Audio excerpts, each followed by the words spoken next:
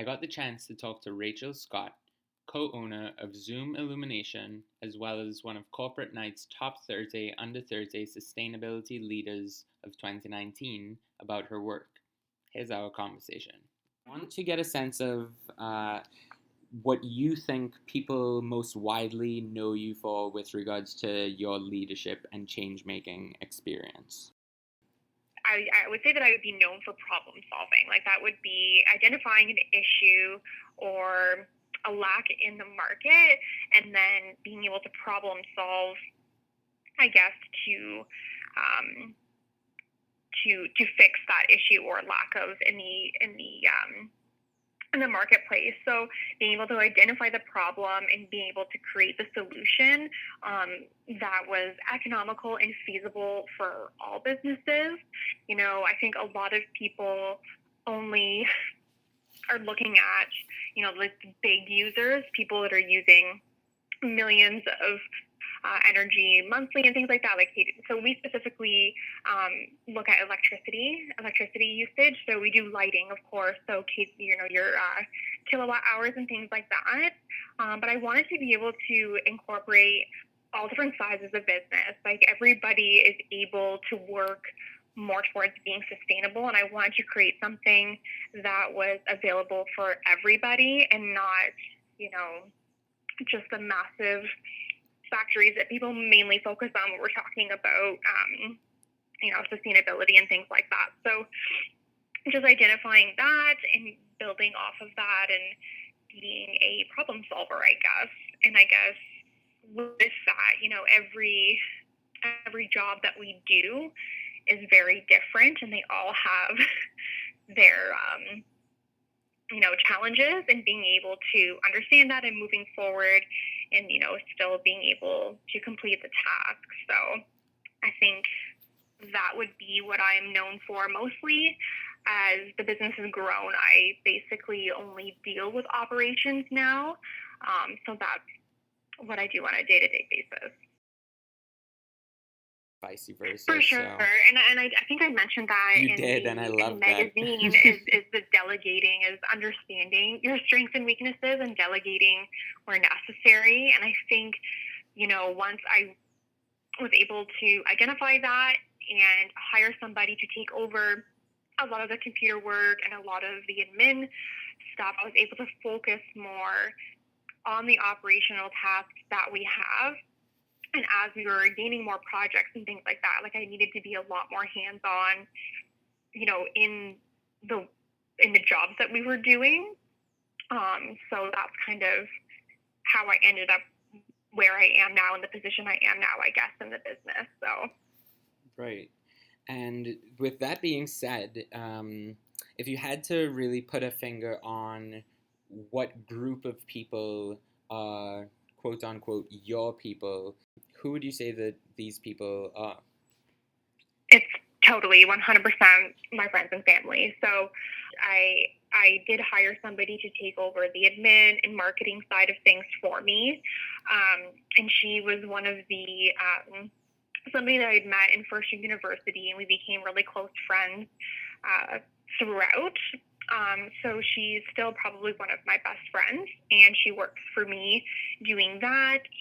And I mean, having a great support network at home, you know, being an entrepreneur and running your own business is, you know, very consuming. So having a husband that's extremely supportive helps a lot.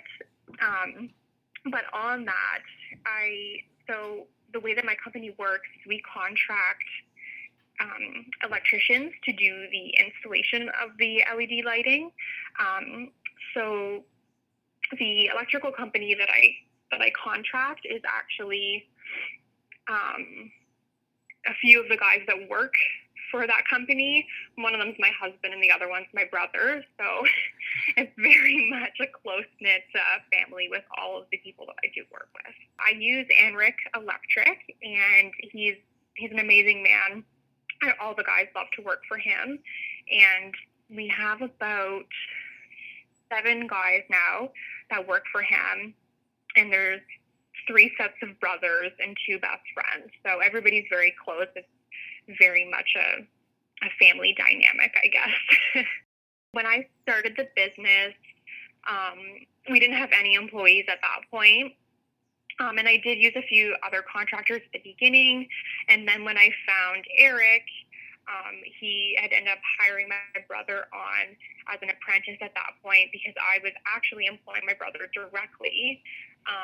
And then he decided to take him on instead. And then not too far after that, my husband ended up getting a job as well in the electrical field through the company that I contract. It's interesting. I mean, having everybody who's very close to me working either directly for me or indirectly for me. So it has its own challenges, but it's very fulfilling, I guess, to be in a position to be able to help my friends and family that are the closest to me in a capacity that is, I guess, working. You want to have the people that understand your mission and the values that you hold so closely to your company, and they're able to execute on that as well. So, what would be some of those shared values? The biggest business one is definitely integrity and quality. That's something that I think sets us apart. I mean, there's a lot of other LED companies out there, but the biggest difference is the integrity and the quality that we bring into our work. I'm extremely passionate about the product, the final product that we're bringing to people, and I want everybody, to be happy with not only the service but the entire experience throughout. And with that, I need my admin staff to be exemplifying those values as well, and especially the electricians that are on the forefront doing the physical installation and being in the business that is signed on with us and trusting us with their lighting essentially.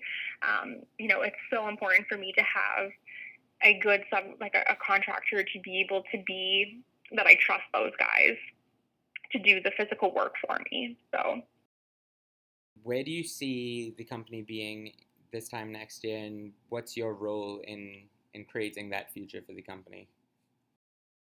My goal is to expand out of, I guess, the GTA area that we're focused in now. We've kind of started moving a little bit more up north. There's not as many companies up there doing what we're doing, and we're hoping to expand a little bit up there. But mainly, I guess in the next 5 years, I'm hoping to open a few more offices in other provinces. So being able to replicate what I've built here in other provinces as well, and kind of shifting out of an operations management role into more of, a training and mentoring in other places. I guess I'm hoping to basically recreate what I've done here elsewhere as well. What challenges do you foresee just simply expanding out of Toronto? I think with every new area that we get into, there's definitely a learning curve. The business types may be different than what we're used to down here, and just understanding that market. And I'm sure it's not the same as it is here.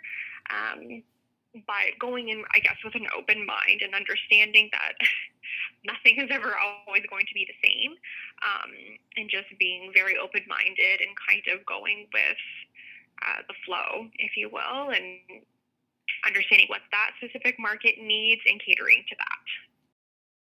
And within that extended 5-year timeline, do you see yourself going beyond Canada at all, or do you think that you'll stay within the country? It's not out of the question. It would definitely be challenging, and again, it would be understanding a completely different market. That would be say the States or something like that, and being able to Yeah, it would be like outside of Canada, things, so we use the Save on Energy program as part of the package that we've built for businesses. I'm not sure if you've heard of it, but it is a rebate program from the government. Basically, for your savings, you will get reimbursed some money for the project that you're undergoing, to help reduce your consumption. So, I mean, I don't know what the States has in terms of rebates and things like that. However, I think the business model would still work based on just straight savings without a rebate portion regardless. But definitely it would be a much bigger challenge than sticking within Canada for sure. I'm wondering if there's any literature or any content that you've come across that has been truly pivotal to the way you go about not necessarily a business, but even just your life in general. I come from a very entrepreneurial family where my dad always had side businesses growing up, and we were put in.